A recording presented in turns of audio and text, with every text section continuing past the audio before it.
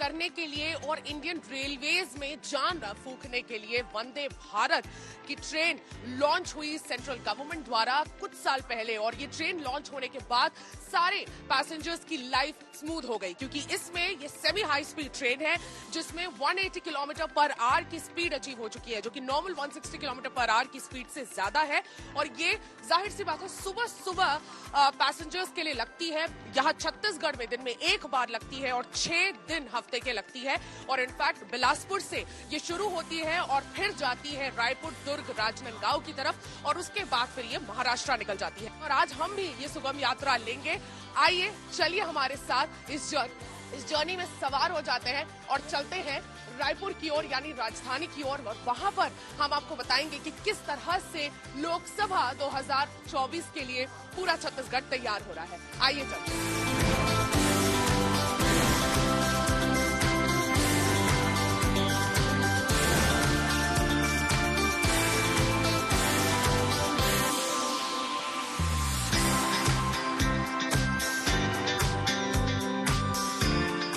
यात्रा शुरू हो चुकी है और मैं अपनी कोच की तरफ बढ़ती हूँ और आप देख सकते हैं ऑटोमेटेड यहाँ पे डोर्स हैं, तो बिल्कुल आसानी होती है आने जाने में। और बहुत ही शानदार, थैंक यू सो मच, बहुत ही शानदार आपका वेलकम किया जाता है एक रोज देकर। और ये वंदे भारत की एक बहुत ही प्यारा एक वेलकम आप देख सकते हैं। सभी यात्रियों को रोज सुबह एक रोज दिया जाता है कि आइए वंदे भारत में आपका स्वागत है और आपकी यात्रा सुगम करें। ये वंदे भारत ट्रेन बिलासपुर से चलकर रायपुर और फिर रायपुर से दुर्ग होते हुए राजनांदगांव और गोंदिया के बाद आखिर में नागपुर पहुंचती है।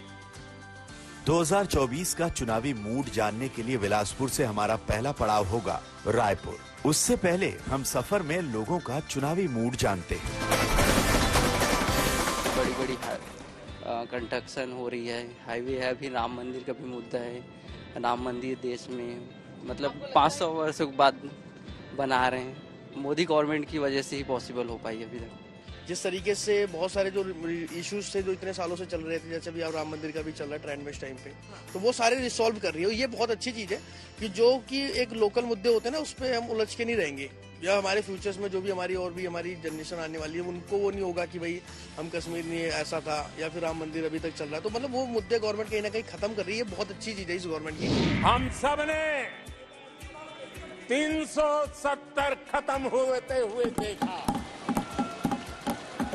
नारी शक्ति वंदन अधिनियम ये दूसरे कार्यकाल में कानून बना। रहेगा कि मैं तो राम जी के लिए वोट करूंगा। अच्छा। क्योंकि ये है कि मैंने भी बहुत पहले से देखा है सारी चीजें, हमने सबने देखा है न्यूज में क्या क्या चीजें हुई थी। और जब ये फाइनली हो रहा है तो एक 2014 में किसकी लहर थी हम सबको पता है, अब 2024 में किसी और की लहर नहीं, राम जी की लहर है। तो मैं तो उसी के लिए वोट दूंगा। ये तो मेरा परफेक्ट है।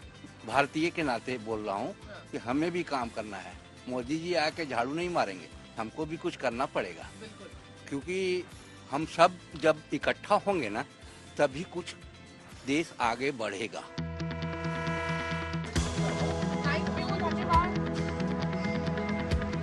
चले और बिल्कुल टाइम टू टाइम हम अब रायपुर राजधानी पहुंच गए हैं। वंदे भारत ने हमें बिल्कुल टाइम से पहुंचा दिया है। काफी स्मूथ हमारा एक्सपीरियंस रहा और इसीलिए वंदे भारत को सुपरस्टार कहा जाता है, क्योंकि मुझे I felt like a superstar Vande Bharat में बैठकर। मेरा पहला एक्सपीरियंस था, लेकिन शानदार एक्सपीरियंस था। अब आइए हम आपको रायपुर घुमाते हैं, राजधानी घुमाते हैं और सुनाते हैं यहाँ पे लोगों की आवाज। किस तरह से लोकसभा 2024 के लिए लोग तैयारी कर रहे हैं, कौन से हैं वो मुद्दे जो लोगों के लिए रहेंगे इस बार खास।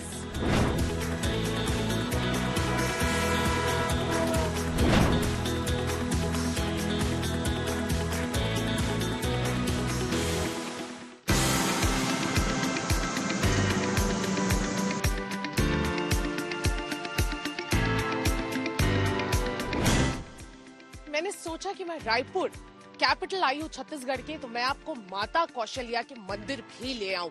माता कौशल्या का ये मंदिर जो आप मेरे बैकग्राउंड में अभी देख रहे होंगे, वो पूरे देश का सबसे पहला मंदिर है और एक लौता मंदिर है जो माता कौशल्या का है। और इनफैक्ट यहाँ पर ऐसी मान्यता है कि श्री राम के वनवास खत्म होने के बाद श्री राम जी का राज्याभिषेक हुआ और राज्याभिषेक होने के बाद तीनों माताएं सुमित्रा माता, कौशल्या माता और कैकेयी माता तीनों यहाँ पर आकर अपनी तपस्या में लग गए थे। लेकिन उससे भी बड़ी बात यह है कि छत्तीसगढ़ को जय सिया राम का ननिहाल भी माना जाता है। यहीं पर माँ कौशल्या का बचपन बीता है। आपको क्या लग रहा है, इस बार श्री राम भी एक मुद्दा रहेंगे 2024 आने वाले लोकसभा इलेक्शन? बिल्कुल रहेंगे जी। क्यों आपको ऐसा लगता है? बस मुद्दा राम जी, हिंदू राष्ट्र हमारा। हाँ। सबसे बड़ी चीज हिंदू राष्ट्र हमारा। हाँ। ये मेन मुद्दा हमारा। आप सब एक तरफ है, पर मोदी जी सिर्फ मोदी जी है, उनके नाम पे वोट जाना ही जाना है। सबको संभाला है, चाहे पूरा हिंदुस्तान को पूरा बदल के रख दिया है।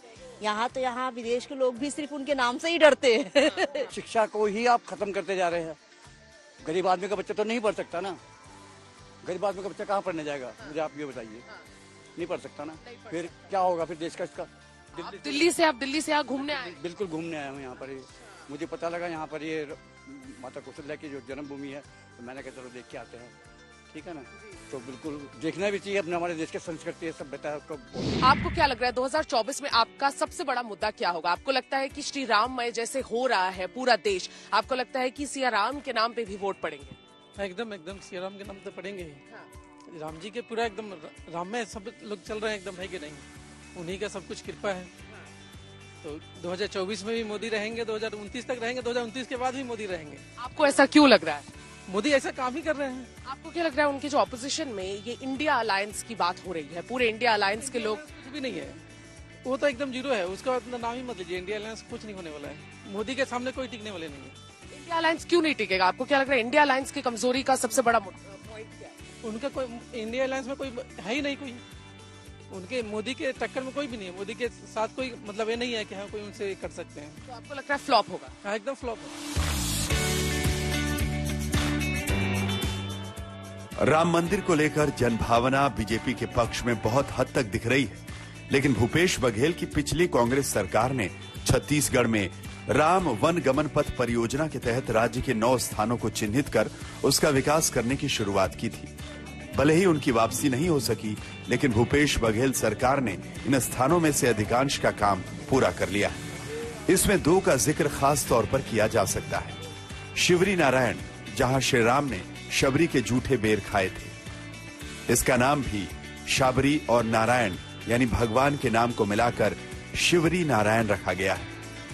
दूसरा है चंदखुरी, जहां माता कौशल्या का जन्म हुआ था।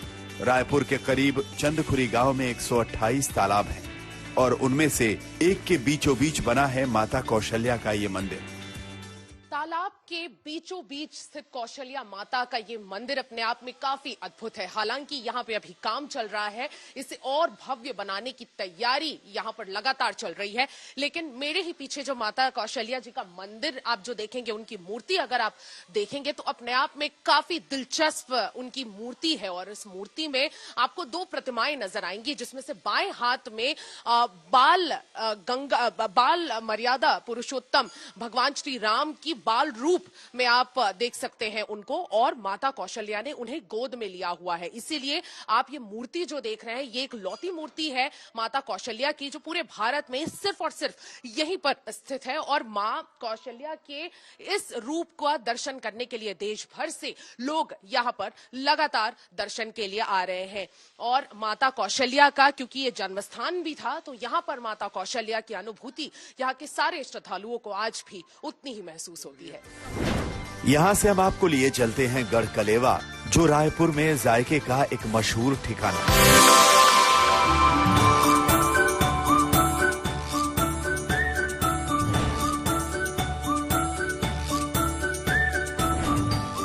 छत्तीसगढ़ को धान का कटोरा बोला जाता है, राइस बोल ऑफ इंडिया, और इसीलिए यहाँ के सारे फ्लेवर्स आप देखेंगे राइस के इर्द गिर्द, चावल के इर्द गिर्द ही होते हैं। यहाँ के जितने भी डेलिकेसीज है, जैसे कि ये एक फर्रा है जो काफी न्यूट्रल रहता है पैलेट पे, बहुत ज्यादा तीखा नहीं होता है, नमक कम सीजनिंग होती है इसमें। और इसको आप ये बहुत ही तीखी चटनी जो आप देख रहे हैं रेड वाली, इसमें आप इसको डुबो कर बहुत अच्छे से स्वाद लेकर खा सकते हैं।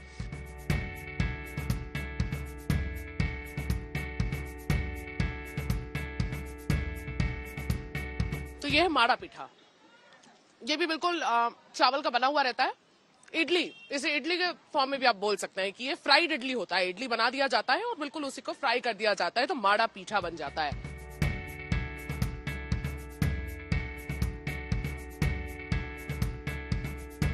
फिर 2000 में मध्य प्रदेश से अलग होकर छत्तीसगढ़ का कैपिटल बन गया। इस तरह से रायपुर को बसाया गया। लेकिन अगर आप यहाँ पे चुनावी जर्नी देखेंगे बीजेपी और कांग्रेस की, तो वो अपने आप में काफी ज्यादा दिलचस्प है। और वो इस प्रकार है कि 1996 में रमेश बैस भारतीय जनता पार्टी द्वारा उतारे गए थे और उन्होंने ये सीट छोड़ी ही नहीं। वे लगातार 23 साल तक यहाँ के सांसद बने रहे, 2019 तक। तो ये जाहिर सी बात है बीजेपी का गढ़ माना गया है रायपुर। 2019 में भारतीय जनता पार्टी ने पहली बार सुनील सोनी को उतारा मैदान में।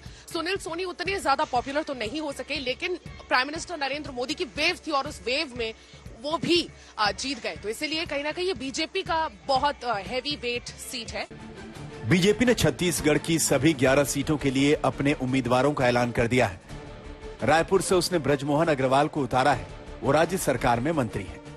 केंद्रीय नेतृत्व ने निर्णय लिया है तो उस निर्णय का हम स्वागत करते हैं और उन्होंने जो विश्वास व्यक्त किया उस पर पूरा उतरने की पूरी कोशिश करेंगे। मोदी जी की गारंटी जो है, जिसको पूरे देश ने जिसका स्वागत किया है, अभिनंदन किया है, वही गारंटियां लोकसभा चुनाव में भी होंगी। और मोदी जी के प्रति जो विश्वास है, उस विश्वास के दम पर एनडीए 400 से ज्यादा सीटें पूरे देश में जीत के आएगा और छत्तीसगढ़ की 11 सीटें हम जीत कर आएंगे। रायपुर कारोबार का भी अच्छा खासा केंद्र है, लेकिन यहाँ के कारोबारियों को केंद्र सरकार से कुछ शिकायतें हैं और ये 2024 के लिए चुनावी मुद्दा बन सकता है। जीएसटी जब से लागू हुआ है 2017 से, इतने ज्यादा उसमें संशोधन हुए हैं। दूसरी बात, एक व्यापारी के लिए इतने ज्यादा कंप्लाइंसेस है इसमें, इतने उसको रिटर्न फाइल करने पड़ते हैं कि वो अपने धंधे से उसका ध्यान भटक जाता है। हो इनकम टैक्स हो, चाहे कोई भी चीजें हो, सरकार लागू करती है और लागू करने के बाद में अफसरशाही हावी हो जाता है। उसका वजह है कि व्यापारी के जो नेता हैं बोल रहे हैं, चाहे व्यापारी संगठन से जुड़े हुए हैं, इनको प्रॉपर महत्व नहीं दिया जाता है। प्रधानमंत्री आवास योजना हर बार निकलती है। छत्तीसगढ़ की 11 लोकसभा सीटें हैं। सब इतने सांसद होने के बाद आज भी जो आवास मिल रहा है, आवास किनको मिल रहा है? जिनके पास ऑलरेडी आवास है। जो सड़क पे लोग सो रहे हैं उनको आवास मिलना चाहिए। गरीबी रेखा के जो चावल है, आज भी एक मुट्ठी लेने के लिए गरीब आपके दरवाजे पे आता है, उसको चावल मिलना चाहिए 35 किलो। बस यही मैं सोच है। रायपुर लोकसभा क्षेत्र में 9 विधानसभा क्षेत्र हैं। 5 साल तक शासन करने वाले भूपेश बघेल की राजधानी में बीजेपी ने यहां की 8 सीटों पर कब्जा जमाकर अपनी ताकत दिखाई और कांग्रेस को सिर्फ 1 सीट मिली। आज वंदे भारत के इस एपिसोड में हमने आपको रायपुर की रिपोर्ट दिखाई। अगले एपिसोड में हम आपको ले चलेंगे राजनांदगांव और दिखाएंगे कि क्यों छत्तीसगढ़ को कहा जाता है धान का कटोरा और क्या है 2024 के लिए राजनांदगांव का चुनावी समीकरण। सुमी राजप्पन, आज तक।